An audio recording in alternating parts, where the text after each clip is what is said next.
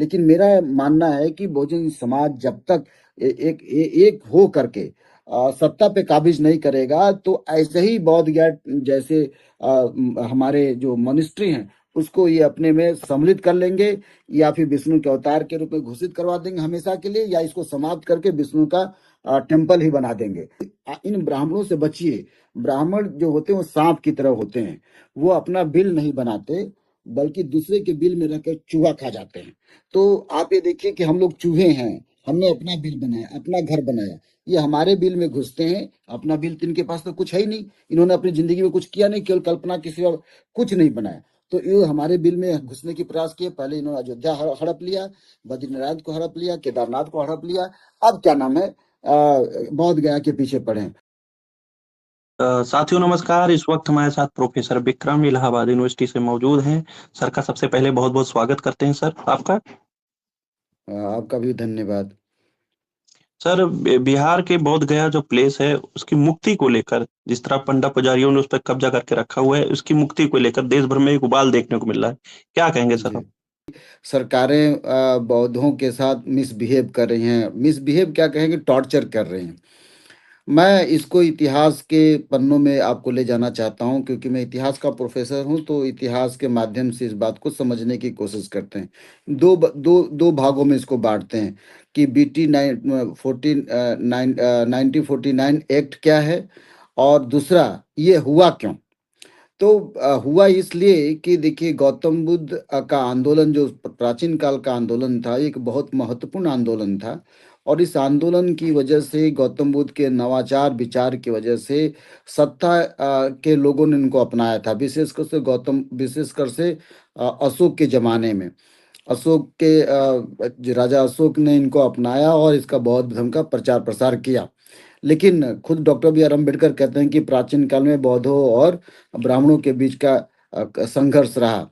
लेकिन प्राचीन काल में ही हम देखते हैं कि दूसरे वंश जैसे मौर्य वंश के बाद, मौर्य वंश के कुछ शासक और प्लस आपके गुप्त वंश के शासक या पाल वंश के शासक, शुंग वंश के शासक, जो हिंदू शासक रहे, इन लोगों ने बुद्धिज्म के बजाय हिंदुइज्म को अपनाया और उसका प्रचार प्रसार किया, जिसकी वजह से हमारे पास समस्या आई। दूसरी बात, जब मध्यकाल में हम आते हैं तो वहाँ भी बुद्धिज्म का बहुत ज़्यादा प्रचार प्रसार नहीं हो पाता है, बल्कि हिंदू धर्म का प्रचार प्रसार होता है इस्लाम के साथ। यानी इस्लाम ने हिंदू धर्म को डिस्टर्ब नहीं किया, या कास्ट सिस्टम को डिस्टर्ब नहीं किया। इस्लाम ने इस्लाम को प्रचार किया, या अपने धर्म की बात की, चाहे ट्रेड के माध्यम से बात की, चाहे धर्मांतरण के माध्यम से बात की, या राज्य के माध्यम से बात की। लेकिन इस्लाम नामक धर्म का सूफियों के माध्यम से प्रचार प्रसार हुआ। और इधर हिंदू, तो हिंदू बनाम सूफियों, अब हिंदू बनाम इस्लाम की बात थी। तो यहाँ पे भी बुद्धिज्म को राज्य धर्म का दर्जा नहीं मिला, या यूं कहें कि राज के इर्द गिर्द नहीं था। जब हम अंग्रेजों के ज़माने में आते हैं तो उस वक्त भी अंग्रेज क्रिश्चियनिटी को लेकर आए, या और भी विचारधारा को लेकर आए। वहाँ भी हिंदुओं ने अपने अपने धर्मों का प्रचार प्रसार करके अंग्रेजों को भी मूर्ख बनाया, इस्लाम को भी मूर्ख बनाया।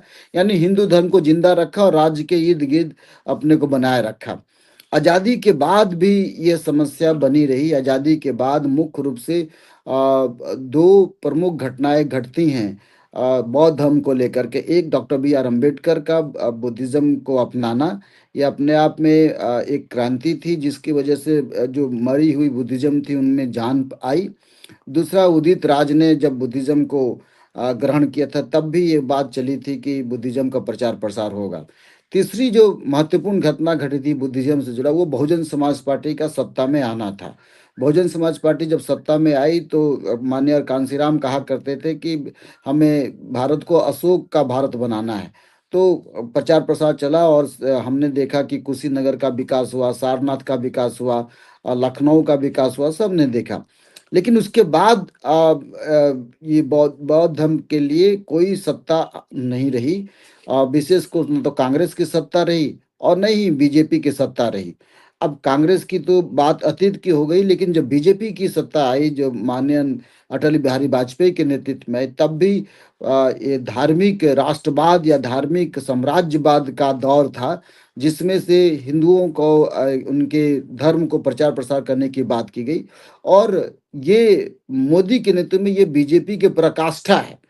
इसके बाद बीजेपी कभी भी आएगी तो इतनी पावर के साथ कभी नहीं आएगी। और हमने देखा कि महाकुंभ में हिंदू धर्म को राष्ट्र धर्म बनाने की बात हुई, गाय को राष्ट्रीय माता बनाने की बात हो रही, और काशी को राजधानी बनाने की बात हुई। तो यह जो वर्तमान मोदी की सरकार है वह एक राजनीति, एक धर्म के प्रचार प्रसार में लगी है, एक देश बनाने में लगी है। तो ये जो एक एक गहरी बात हो रही है, एक धर्म की बात है, इसने क्या किया, न केवल बुद्धिज्म को नुकसान पहुंचाया बल्कि इस्लाम के जो तमाम मस्जिद हैं उनके अंदर भी नुकसान पहुंचाने की कोशिश कर रही है। अयोध्या के मामले में हमने देखा कि वहाँ पे इस्लाम को भी नुकसान हुआ। तो वहाँ पे बौद्धिस्टों की जो पहले इस्लाम के पहले बुद्धिज्म की खोज हुई, और वहाँ पे बहुत सी मूर्तियाँ मिली, ऐसा इतिहासकार बताते हैं। और श्रावस्ती, कौशाम्बी ज़्यादा दूर नहीं है, ये सब महाजनपद हुआ करते थे। तो ऑफ कोर्स यहाँ के बुद्धिज्म का प्रचार प्रसार था।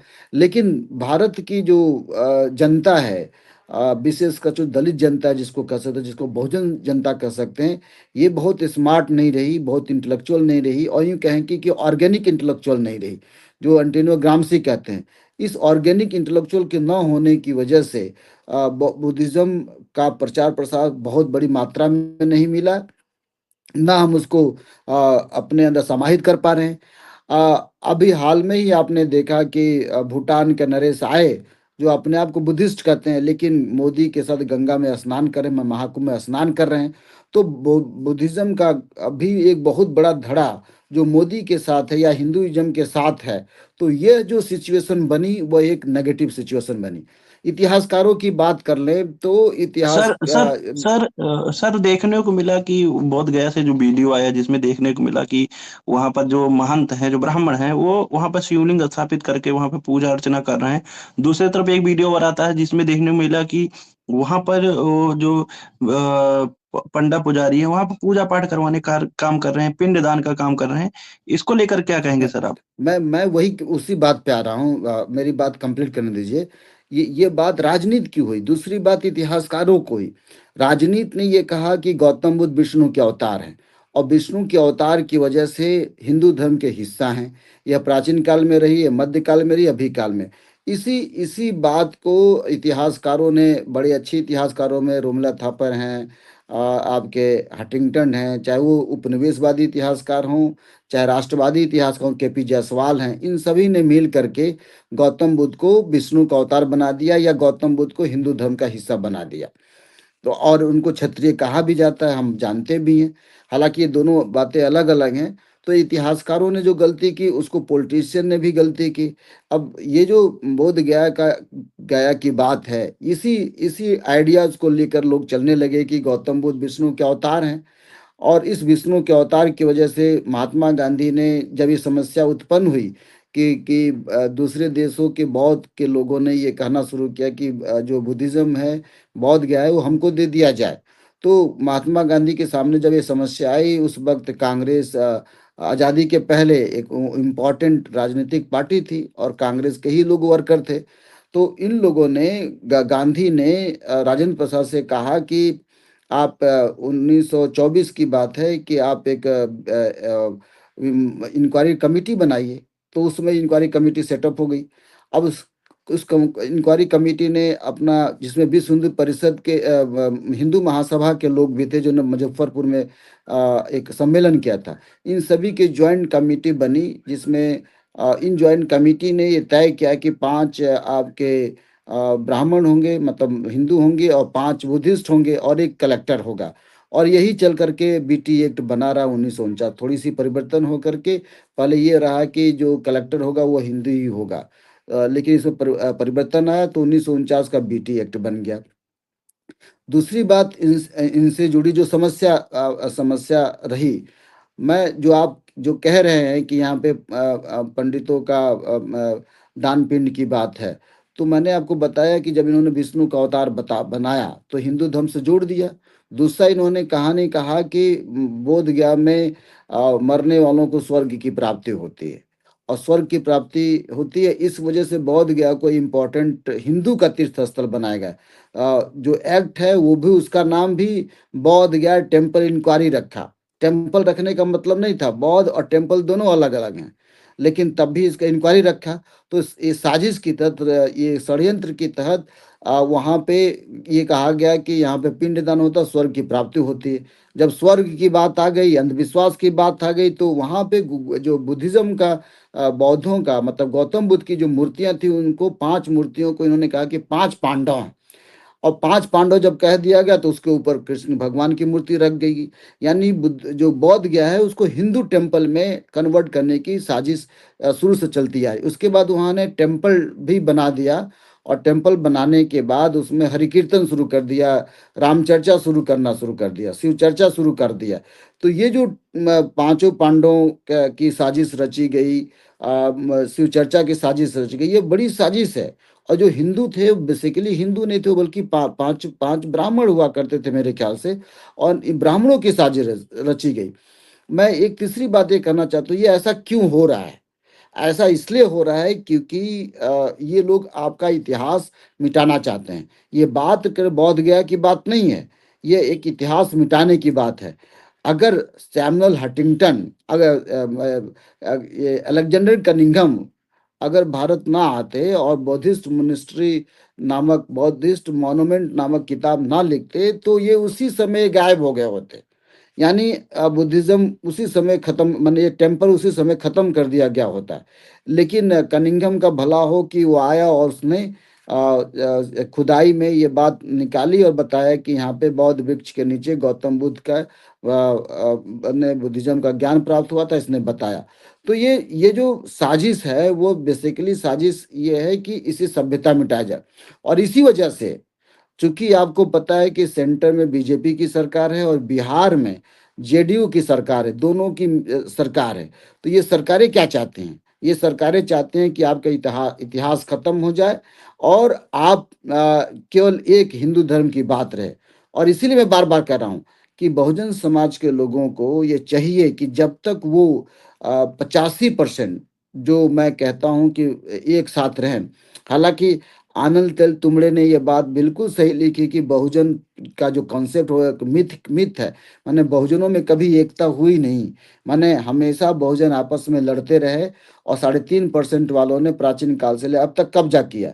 तो ये चाहे मिथिकल हो या नॉन मिथिकल हो, लेकिन मेरा मानना है कि बहुजन समाज जब तक एक हो करके सत्ता पे काबिज नहीं करेगा, तो ऐसे ही बौद्ध ज्ञान जैसे हमारे जो मॉनेस्ट्री हैं उसको ये अपने में सम्मिलित कर लेंगे, या फिर विष्णु के अवतार के रूप में घोषित करवा देंगे हमेशा के लिए, या इसको समाप्त करके विष्णु का टेम्पल ही बना देंगे। ये होना है जब तक कि आपकी सत्ता प्राप्त नहीं होगी। देखिए, मैं एक अंत में उदाहरण क्या देना चाहता क्या हूँ। संदेश क्या संदेश देंगे सर मैं तमाम बहुजनों को जो अंत। संदेश ये देना चाहता हूं कि इन ब्राह्मणों से बचिए। ब्राह्मण जो होते हैं वो सांप की तरह होते हैं, वो अपना बिल नहीं बनाते, बल्कि दूसरे के बिल में रहकर चूहा खा जाते हैं। तो आप ये देखिए कि हम लोग चूहे हैं, हमने अपना बिल बनाया, अपना घर बनाया, ये हमारे बिल में घुसते हैं। अपना बिल तो इनके पास तो कुछ है ही नहीं, इन्होंने अपनी जिंदगी में कुछ किया नहीं, केवल कल्पना के सिवा कुछ नहीं बनाया। तो ये हमारे बिल में घुसने की प्रयास किए। पहले इन्होंने अयोध्या हड़प लिया, बद्रीनाथ को हड़प लिया, केदारनाथ को हड़प लिया, अब क्या नाम है, बौद्ध गया के पीछे पड़े हैं। तो मैं कह रहा हूं कि इन सांपों से बचिए। ये बात मेरी अपनी, मैं कह रहा हूँ सांपों से बचिए, ये वी रामास्वामी पेरियार भी कह चुके हैं, डॉक्टर बी आर अम्बेडकर भी कह चुके, कई लोगों ने ये बात कही। मैं पहला ऐसा व्यक्ति नहीं हूं कि जो सांप का जी संज्ञा जी दे जी रहा हूं। जी जी तो जी। ये इन सांपों से बचिए। और दूसरा संदेशा ये देना चाहता हूं कि जो ड्राइवर सीट पे आप ड्राइवर न बनिए, आप मालिक बनिए। क्योंकि ड्राइवर सीट पे ब्राह्मणवाद हमको बैठा देता है, और हम मालिक के हिसाब से काम करते हैं। वो जो पुराना एग्जाम्पल है कि आपके माथे पे चिप किसकी लगी है, तो ब्राह्मणवादी चिप लगी है, तो हम उसके हिसाब से काम करें। क्यों इसलिए बता रहा हूँ कि बहुत से बौद्धिस्ट भी हिंदू धर्म के को मानने लगे। जैसे मैंने नेपाल नरेश का एग्जाम्पल दिया, भूटान का। तो जब तक बौद्धिस्टों की ये बात समझ में नहीं आएगी कि हम हिंदू धर्म के हिस्सा नहीं है, हमारा जो धर्म है वो अलग है, धर्म भी नहीं है हमारा, वो धर्म है, वो अलग है, आप अलग है। हम कोई विष्णु के अवतार नहीं है, हमें अवतारवाद से कोई मतलब नहीं है, हमें मनुवाद से कोई मतलब नहीं है, हम कोई हिंदू धर्म से कोई मतलब नहीं, हमारी एक अलग पहचान है, हमारी एक अलग एंटिटी है। और हम शांति में विश्वास करते हैं, हम धार्मिक राष्ट्रवाद, धार्मिक साम्राज्यवाद में विश्वास नहीं करते। ये तभी होगा जब बहुजन समाज एक होकर के सभी क्षेत्रों में, राजनीति में, समाज में, एकेडमिक में, जब तक ये अपने कैपिटल को, जब तक अपने एकेडमिक कैपिटल को कोलैबोरेट नहीं करेगा, तब तक ये यूं कहें कि ये ऑर्गेनिक इंटेलेक्चुअल नहीं बन पाएगा। और जब तक ऑर्गेनिक इंटेलेक्चुअल नहीं बनेगा, तब तो पर्दे के अंदर का जो षड्यंत्र उसको देख नहीं पाएगा। और जब तक देख नहीं पाएगा, तब तक इस देश में भोजन क्रांति लगभग लगभग नामुमकिन है। तो अगर आपको अपने सत्ता को बचाना है, अपने इतिहास को बचाना, अपनी संस्कृति को बचाना है, तो इस देश में भोजन क्रांति करनी ही पड़ेगी।